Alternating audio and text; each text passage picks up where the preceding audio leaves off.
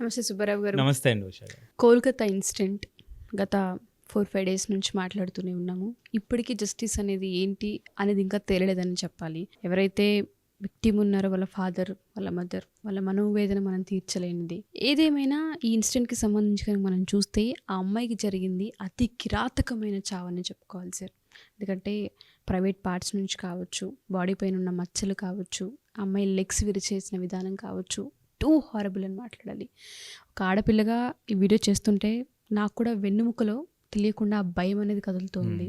బయటికి వెళ్ళి అమ్మో ఏం జరుగుతుంది, ఇంటికి సురక్షితంగా వస్తామో లేదన్న కోణంలో మైండ్ సెట్ ఆ విధంగా వెళ్ళిపోతుంది. ఎన్నో ఇన్సిడెంట్స్ పైన మనం మాట్లాడుతూనే ఉన్నాం, చూస్తూనే ఉన్నాం. ఎటువంటి జడ్జ్మెంట్ పాస్ చేయాల్సిన అవసరం ఉంటుందంటారు వీటికి.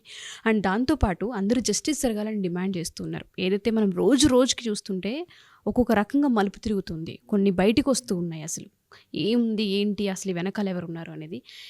ప్రస్తుతం ఉన్న దాని ప్రకారం మనం చూస్తే రిపోర్ట్స్లో తేలింది ఏంటి, అండ్ పోలీస్ ఎంక్వైరీలో కనుక మనం చూస్తే ఏం బయటకు వచ్చింది, అసలు ఈ అమ్మాయి చావు వెనుక గల కారణాలు ఏంటి, అంత నీచాతి నీచంగా అమ్మాయిని అత్యాచారం చేసి చంపడానికి గల ప్రధాన కారణాలు ఏంటి. ఈ కేసు విషయంలో చూసినప్పుడు అండి రోజు రోజుకి కూడా రకరకాల కారణాలు పెరిగిపోతూ ఉన్నాయి. సో భయానకంగా అనిపిస్తూ ఉంది. సో మనం చూస్తే బ్రీఫ్గా చూసినప్పుడు అన్ని గంటల పాటు కష్టపడినటువంటి పీజీ మెడికో ఆమె 36 గంటలు కంటిన్యూస్ డ్యూటీ చేసి నిద్రపోతే, చూడండి అన్ని గంటలు కష్టపడి నిద్రపోతే మనకి ఎంతో నిద్రలో ఉంటాం.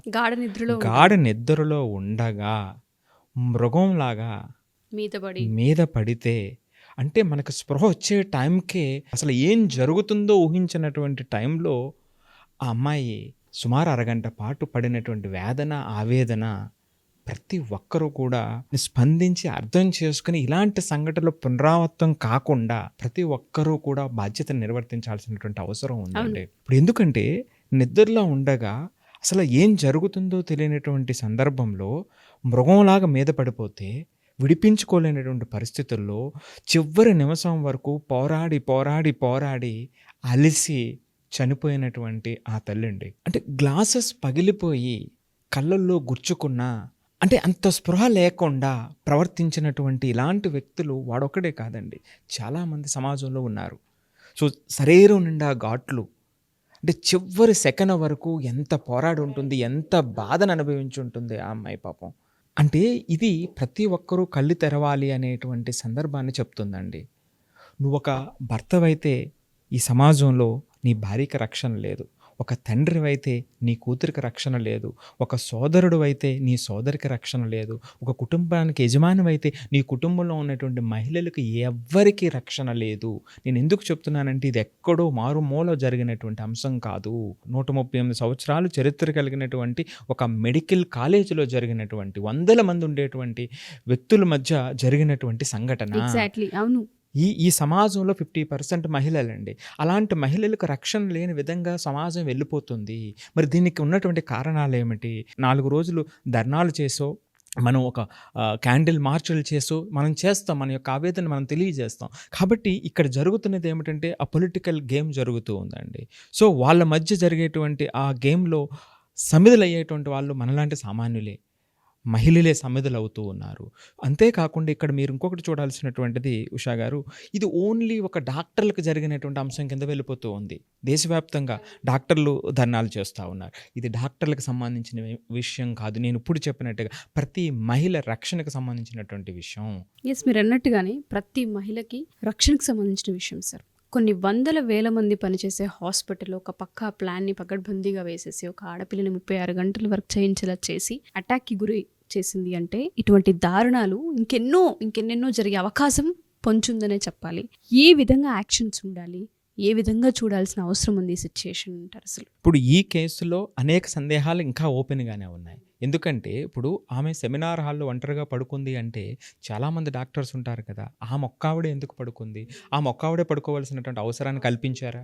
రైట్. సో ప్రిన్సిపాల్ ఎవరైతే ఉన్నారో ఆ ప్రిన్సిపాల్ని రిజైన్ చేసిన వెంటనే మరలా 24 అవర్స్ తిరగకుండా ఇంకొక చోట పోస్టింగ్ ఇవ్వటం అంటే అతనికి ఎంత ఇన్ఫ్లుయెన్స్ ఉంది?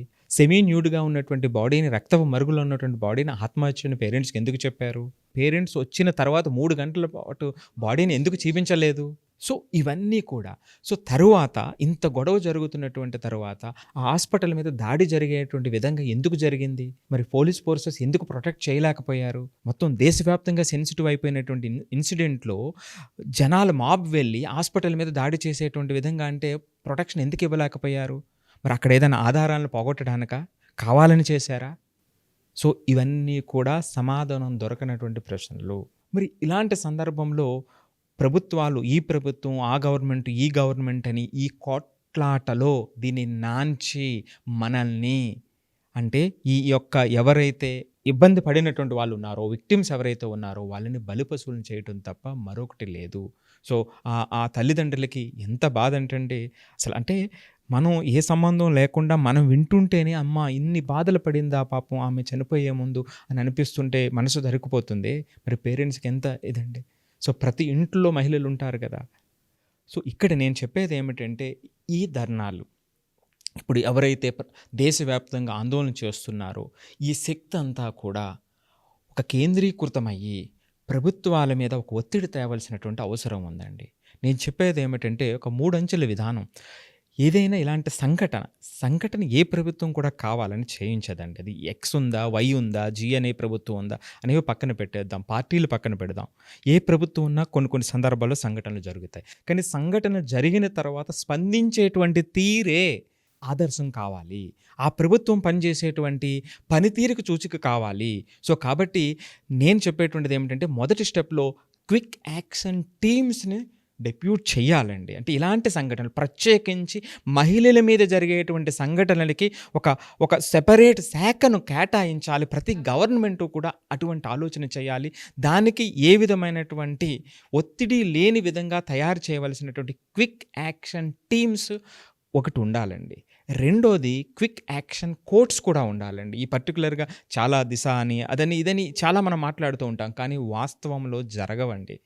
కానీ ఇప్పుడు కేంద్రీకృతమైనటువంటి శక్తి ఏదైతే ఉందో దేశవ్యాప్తంగా ఇలాంటి స్టెప్స్కి పునాది పడేటట్టుగా ప్రభుత్వాల మీద ఒత్తిడి తీసుకురావాలి.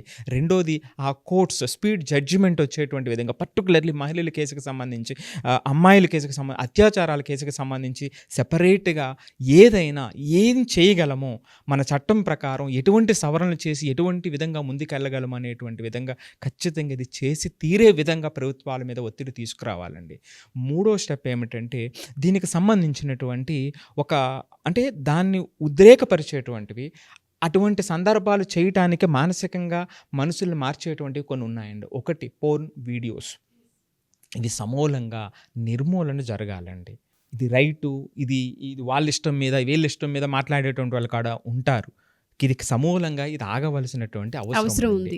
సో రెండోది ఏమిటంటే తక్కువ ప్రభావం చూపిందా ఎక్కువ ప్రభావం చూపిందా అనేది పక్కన పెడితే సినిమాలలో కూడా ఈ రోజున వైలెన్స్ అనేటువంటిది ఎక్కువైపోయింది. అంటే మనుషుల్ని కట్ చేసుకుంటూ ముక్కలు చేసుకుంటూ స్క్రీన్ మీద చూపిస్తూ ఉన్నారు. అంటే ఖచ్చితంగా పిల్లల మీద అది ఎంత ప్రభావం చూపుతుందంటే ఖచ్చితంగా చూపుతుంది. అంటే దాన్ని 1000 కోట్లు వసూలు చేసినటువంటి సినిమాని మనం గొప్పగా చేస్తున్నామే, కానీ ఒక్కసారి వైలెన్స్ చూడండి. సో ఇది రెండో అంశం అండి. అంటే మూడో పాయింట్లో మనం జాగ్రత్త తీసుకోవాల్సినటువంటి అంశాలు చెప్తున్నా. మూడవదండి అతి దారుణం, మహిళ అంటే సెక్స్ డాల్ కింద అడ్వర్టైజ్మెంట్లో కానివ్వండి, సినిమాల్లో కానివ్వండి, ఓటీటీలో కానివ్వండి, ఎక్కడ చూసినా సరే అలాంటి పాత్రలకి ఎక్కువ పరిమితం చేసేటువంటిది పెరిగిపోయింది. సో ఇది కూడా మారాలండి. అంటే ఇవి లాంగ్ రన్లో వీటి మీద సరైనటువంటి కంట్రోల్ కావాలి. నేను ముందు చెప్పినట్టుగా సంఘటన జరిగిన వెంటనే క్విక్ రెస్పాన్స్ ఏ విధంగా మనం తీసుకుంటాము అనేటువంటిది, అంటే ప్రధాన పక్షం ప్రతిపక్షం అనేటువంటి వాదోపవాదాలు కాకుండా నా రాష్ట్రంలో వాళ్ళున్నా వీళ్ళున్నా ఎవరున్నా సరే వాళ్ళు నిజంగా క్షేమం కోరుకునేటువంటి వాళ్ళు పార్టీలు అయితే నా రాష్ట్రంలో ఈ ఇబ్బందులు జరగకూడదు అని ఆ జవాబుదారీతనాన్ని ఆ యొక్క పొలిటీషియన్స్లో రావాలండి, ప్రభుత్వాల్లో రావాలండి. రాకపోతే ఇటువంటి వాటిల్లో మార్పు రాదండి. ఎగ్జాక్ట్లీ. జవాబుదారీతనం ఎక్కడి నుంచి వస్తుంది? ప్రభుత్వాల నుంచి రావాలి కదా. మరి దీనికి ఏం చేయాలనేటువంటి చిత్తశుద్ధితో పనిచేసేటువంటి నాయకులు కావాలి. అటువంటి వ్యవస్థ కోసం మన పోరాటం జరగాలి అనేటువంటిది నా ఉద్దేశం. ఎగ్జాక్ట్లీ చెప్పినట్టుగానే ఇందాక చాలా పాయింట్స్ చెప్పారు సార్. 36 గంటలు కంటిన్యూటీ డ్యూటీ చేయడం వెనక కారణాలు ఏంటి, అసలు సెమినార్ హాల్లో అంత వేల మంది 100 మంది పనిచేసే హాస్పిటల్లో ఒక్కదాన్ని ఉంచేలా చేసిన ఆ ప్లాన్ వెనక రీజన్ ఏంటి, అండ్ ఎవరైతే అటెంప్ట్ చేశారో అతని వెనుకున్న పెద్ద మనుషులు ఎవరో అసలు వాళ్ళు కూడా బయటికి రావాల్సిన అవసరం ఉంది. వీటన్నింటికి సంబంధించి ఇంకా క్వశ్చన్ మార్క్ అని మిగిలిపోయింది. పూర్తి సమాచారం వచ్చి త్వరగా యాక్షన్ తీసుకోవాలని కోరుకుందాం. అండ్ ఎస్పెషల్లీ ఎవరైతే మా ఈ వీడియో చూస్తూ ఉన్నారో ప్రతి ఆడపిల్ల ఇవాళ రోడ్డెక్కి ధర్నాలు చేస్తూ ఉన్నారు, తర్వాత హాస్పిటల్స్ క్లోజ్ చేస్తున్నారు, ట్రీట్మెంట్ ఇవ్వమని చెప్తూ ఉన్నారు, క్యాండిల్ ర్యాలీ చేస్తున్నారు. వీటన్నింటికి ఏదైతే మనం చేస్తూ ఉన్నామో ఒక చేంజ్ని తీసుకొచ్చేలా పోరాటం చేయాలని, కేంద్రాలలో మార్పులు వచ్చేలా చేయాలని మనస్ఫూర్తిగా నేను కోరుకుంటున్నాను. అండ్ మీతో పాటు సుమన్ టీవీ కూడా ఇటువంటి వాటిల్లో ముందుండి చేంజ్ కోసం పోరాటం చేస్తుందని కోరుకుందాం. అండ్ ఆ ఫ్యామిలీకి జస్టిస్ జరిగేంత వరకు పోరాటం చేయాలి. మహిళలందరికీ ఒక యాక్షన్ ఈ విధంగా ఉంటుంది, ఈ పని చేస్తే అనే ఒక వర్డ్ ప్రభుత్వాల నుంచి వచ్చేంతవరకు పోరాటం చేయాలని మనస్ఫూర్తిగా కోరుకుంటున్నాం. ఈ వీడియో చూసిన ఎవరైనా సరే జస్టిస్ అని టైప్ చేయండి, #జస్టిస్ అని టైప్ చేయండి. Thank you sir, thank you so much.